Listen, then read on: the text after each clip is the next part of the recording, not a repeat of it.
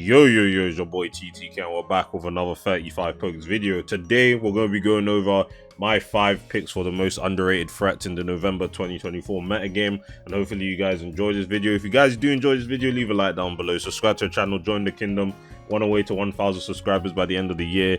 I know we only have a month left and it's not looking likely, but it's always good to stay optimistic. Again, I'll be very happy if we reach 500 subscribers. We're not far away from that, but regardless, so it's kind of, this meta is kind of get weird in a sense because of the fact that you know, it's quite centralized already. Like I do think there's like clear good mons in this meta game, and then the rest are just kind of lagging behind. So it's been kind of hard to find some underrated picks that would actually help against some of the top meta threats at the moment. But I do have my 5 picks for the 5 most underrated Pokemon in my opinion, and like these mons are actually like good mons. Like don't get it twisted, like I'm not gonna recommend you guys any bad mons in this meta game, but it's a thing where, you know, some people are probably sleeping on some of these guys, and I'm just like, yo, like you guys need to stop sleeping on some of these guys. But yeah, let's get into the list and you guys will see what I'm talking about. But yeah, luckily we have the builder support here, so there really isn't that much for me to go off of here. Literally only 35 mons here, so it's pretty good for this reasoning.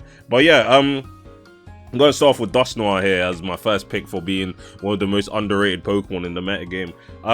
If you haven't noticed, and I'll show you guys right now, in terms of special defense stat, Dusknoir has the highest special defense stat in the metagame at the moment. What this means for it is that it can run a pretty solid Assault Vest set and pretty much just beat every single special attack in the tier. It's pretty good at that, to be honest, because his move pool is not bad.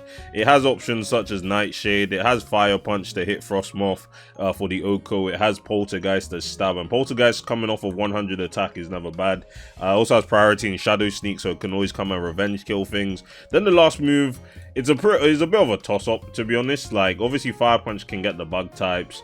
Earthquake is a good shout because of the fact that you can hit Qwilfish for super effective damage, as well as Pokemon such as what else is we like Turtonator as well. You probably want EQ for the Turtonator so you can actually start chipping that thing down, because there's a thing where if you're in a scenario where webs are up, Turtonator, which is typically going to be shell smashing, it's going to be running the White Herb item, and obviously White Herb gets used up if Turtonator speed is dropped. So the thing where if it starts setting up, it's going to be at -1 defense, and then you have an easier time trying to revenge kill this mon. In terms of EV optimization, the best thing I found is max HP, max special defense with a careful nature. This allows Dusknoir to have maximum special defense investment, and yeah, this thing reaches above 600 special defense, so obviously he's going to be taking a lot of these special attacks well, and we do have some threatening special attackers. Like I said, Frostmoth, Turtonator, those mons are able to just boost their stats, and they're very hard to take down. Also something like Galvantula wants to be spamming. I've seen some choice spec sets. Obviously Thunder is neutral, but obviously you can't spam Bug Buzz because Ghost resist bugs, so it's a thing where you could actually somewhat be able to switch into that. And yeah, that Dusknoir has always been a consistent special wall for me, not passive like Kecleon, and we need to stop using Kecleon, guys. This one's not good. I found out like the protein nerf, like I'm telling you now, if Kecleon was in Gen 9 with the protein nerf, this mon would be absolute garbage. Like protein nerf really affected that mon really badly, because you click a move and then you're just stuck with that typing. And there's a thing where Kecleon used to be able to just switch up moves like the tip of the hat. Like I remember in Gen 7 PU, Kecleon was an annoying guy. It wasn't particularly the greatest mon, but it was an annoying guy. You know, Settle Rocks, Drain Punch, have stab on all its moves. So there's a thing like that. So yeah, Dusknoir is definitely my first pick for the most underrated Pokemon here.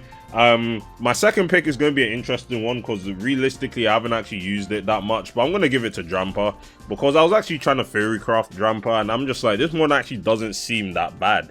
Like, you know, it doesn't benefit from being in a tier that's, you know, dominated by Frostmoth and Turtonator, all mons that can just deal with Drampa super effectively, and Drampa doesn't really do much back. But I feel like for specific builds, I think Drampa could be a real menace just because of what it has in its move pool. So Drampa has an interesting move called Calm Mind. It doesn't seem like a mon that could actually learn Calm Mind, but, you know, Drampa's an old man, so at that point, you know, he's seen everything, man. Like, his mind is calm. But you know, Calm Mind, I was thinking like some Fizz Def Calm Mindset, because like Drampa actually has good defenses. Like, this mon doesn't look bulky at all, but base 85 defense. Like, if we're looking at the ranking for descending defense stats, Drampa is pretty much in the upper half of defense in the tier. So, you know, you have to take that as you can get it. I was thinking Roost, it also has recovery, so it would be very easy. It will be very easy to keep yourself healthy while trying to set up. And I was thinking Draco Meteor Dragon Pulse. Like, obviously, Drampa still has a pretty high special attack stat anyway, so I'm just thinking it might not need that extra damage from Draco Meteor, and Dragon Pulse is just a consistent damaging option that doesn't reduce your special attack stat. So either way, Dragon Pulse, whatever, and then you have Fire Blast. You obviously need Fire Blast, or else Frostmoth is just gonna wall you. And I just think Dragon Fire, like, is basically what Turtonator does, but it doesn't have the Fire Stab and doesn't have the doubling of speed. But it can lean in more to its bulkiness, and like I feel like slower teams would have a difficult time trying to take out a Fizz Def Drampa with a Calm Mind boost. So I think this is an interesting thing that Drampa can do. I'm definitely going to test out and see how it goes, but I did just think this Mon could actually like do something with a Calm Mindset. Also, I was just like thinking choice specs. You know, Drampa in previous 35 pokes metas has just gone choice specs most of the time and deleted everything, but the meta game is quite hostile to it. Like, fair enough, there's 2 fairies, but at the same time, you know, you have Frostmoth, you know, just a lot of mons that outspeed and kill Drampa in one hit. So, like, you kind of just have to be careful with it. But yeah, I do think Calm Mind probably has the most potential. Berserk is also a pretty useful ability to have. If you're below half health, you just get a special attack boost for no reason, and then you just end up doing a lot more damage. So yeah, Drampa is definitely my second pick for the most underrated Pokemon in the metagame at the moment. My third pick, realistically, is actually getting a bit harder for me to decide some underrated picks here, to be honest, because the rest of them, like, I haven't been particularly impressed with everything else in the metagame at the moment. Like, if I say some Mon that isn't underrated, everyone's gonna be like, oh, this Mon ain't underrated. But, you know, at this point, we're filling the gaps right now, to be honest. Golduck, I say Golduck's probably number 3, because but at the same time, is relatively just kind of hard to use, in my opinion. Like, Gorobis probably does a better job at being an offensive water type, and even Araquanid, but Golduck still has its use. Like, it's a Rain Dance Mon. You know, 85 speed is one of the fastest mons in the metagame at the moment, and it also has Nasty Plot, so you can't underestimate the damage of a Nasty Plot Golduck, definitely not. It's just its inability to hit water types.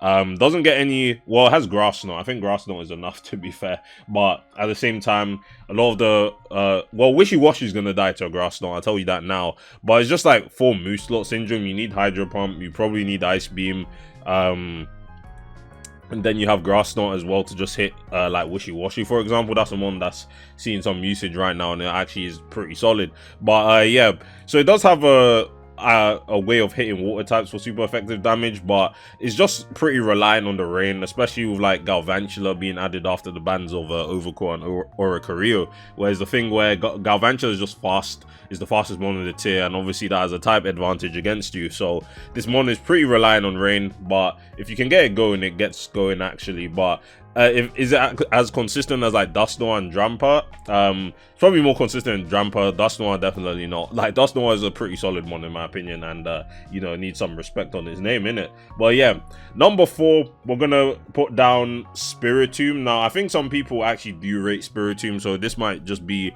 one where people are just like, what's this dude talking about? But Spiritomb's my guy, man. Spiritomb's my guy. Crotomb sets, and if you don't know what Crotomb sets is basically Calm Mind, Rest Talk, Spiritomb here with a Dark Pulse as your sole stab option. But yeah, Spiritomb is a pretty good mon defensively as well. I don't think Crotomb is as consistent. Again, a set like this preys on more defensive sort of play styles, and this meta game is still pretty offensive, so Spiritomb doesn't really get away with running Crotomb sets as well. But in terms of the moves that I've actually been running on Spiritomb, it's just like a max HP, max attack Spiritomb with like Will-O-Wisp and Shadow Sneak, and then Pain Split here, like just kind of like trying to stay bulky or untoxic. Like, it has a pretty good utility move pool. You know, you have moves like Pain Split, Taunt, Sucker Punch. Well, you're probably wondering what's someone with 30 speed going to be taunting. Don't worry about it.